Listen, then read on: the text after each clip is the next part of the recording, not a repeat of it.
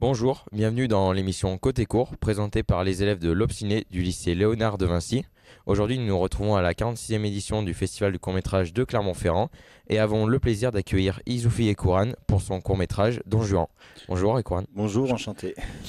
Du coup, maintenant, on va passer aux questions. Pouvez-vous nous expliquer, alors votre court-métrage s'appelle Don Juan, est-ce que vous pouvez nous expliquer les raisons du pourquoi du comment vous avez choisi ce titre?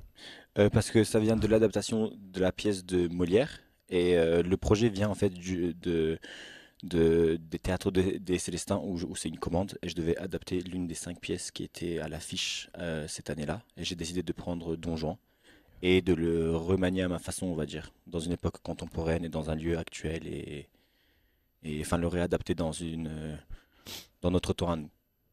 Voilà. Ok, Très bien.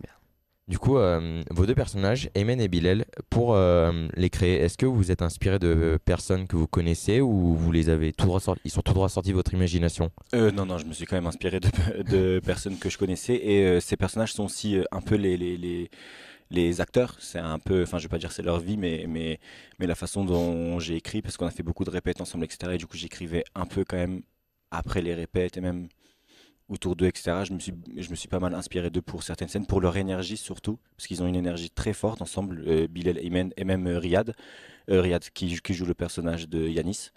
Enfin oui, enfin j'ai essayé de créer une symbiose en gros entre les trois parce qu'ils ont une énergie débordante tous les trois. Du coup, je me suis vraiment inspiré de eux. Mais aussi, j'ai vécu à la Guillotière, etc. Et du coup, enfin, je connaissais pas mal les gens de la Guille, etc. Du coup, je me suis aussi adapté, enfin, pour commencer à écrire en tout cas, à ces personnages-là.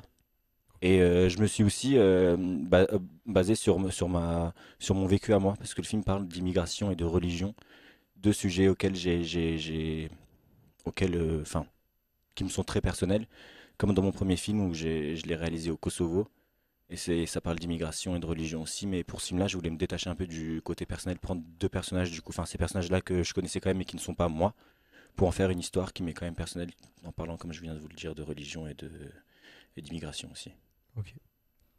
Comme vous l'avez dit, la religion est l'un des thèmes centraux de votre film. Ouais. Cependant, vos deux personnages principaux ont l'air très, très religieux justement, mais pourtant ils pratiquent la contrebande, ils dérogent un petit peu à cette religion. Est-ce que vous avez une intention derrière cette contradiction? Vous vouliez que ce soit...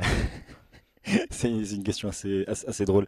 Mais en fait, oui, enfin, tout ce côté religieux et ce qu'ils font, enfin, tout ce côté un peu ambigu qu'il y a entre la religion et leur travail, leur escroquerie, etc. Je voulais vraiment que ça se, comment dire, que enfin que ça se bagarre quoi entre ces deux thématiques-là. Je voulais que les personnages soient un peu perdus et ne savent pas vraiment. Enfin, ils sont en même temps, ils ont le poids de la religion, mais en même temps ils ne peuvent pas échapper à leur escroquerie parce que c'est leur manière de vivre en fait, c'est leur manière enfin, de survivre même. Je vais dire dans cette jungle urbaine qui est Guillotière, même Lyon en général. Et du coup, ouais, c'est plus pour comment dire. euh, je les mets face à un obstacle en fait auquel ils ne pourront pas échapper. D'où aussi cette fin où ils se font emporté, on va dire, par Dieu. Mais ouais, je voulais quand même qu'ils se remettent aussi en question, mais en même temps qu'il est comme Dieu qui vienne au début qui les prévient et puis qui viennent en gros les punir. C'est un peu aussi, vu que c'est une adaptation de Don Juan, c'est aussi inspiré de Molière qui à la fin punit Don Juan en l'immolant dans la pièce. Voilà. Fort bien. Merci. Pas de problème. À travers votre film, est-ce que vous avez une intention particulière? Si oui, laquelle? Mon intention particulière, c'est de faire stresser le spectateur et de lui donner une énergie que je ressens enfin, que je ressentais quand j'ai vécu à Guillotière, avec ces personnages, que ces personnages-là ressentent aussi, que les gens de la Guille ressentent, qui est vraiment un truc, genre, qui joue sur le stress, qui joue sur le fait que ça ne s'arrête pas, c'est comme une boule de neige, en fait, qui grandit, qui grandit, mais une boule de neige de pression, on va dire. Et ça devient un peu un cercle vicieux. Mais très énergique quoi. Je me suis beaucoup inspiré de Uncut James aussi pour écrire ce film-là et même le réaliser. C'est un film des frères Savdi où pareil c'est un truc très stressant qui te prend en trip et c'était un peu mon intention avec ce film, c'est que pendant 15 minutes que le film il démarre, qu'on est prise dans une énergie folle, une énergie de ces personnages, de cette ville, de ce qu'ils font. Et pareil, enfin le film il finit comme je le commence, quoi. C'est, je vous balance vite à l'intérieur et je vous extirpe très vite pour laisser genre une forme de frustration aussi et en même temps pour donner envie de voir la suite. Voilà. Pour revenir sur quelque chose que vous avez dit précédemment, c'est au sujet des acteurs.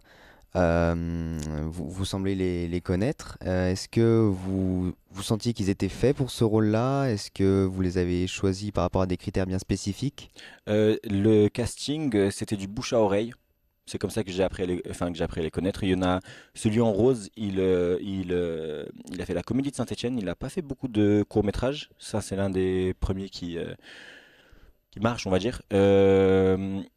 Taïaf, le mec en bleu Bilal, en gros, il n'a jamais joué de sa vie. Il sortait, ouais, bref, il a pas beaucoup, enfin, il a jamais joué de sa vie. Et Riyad, lui,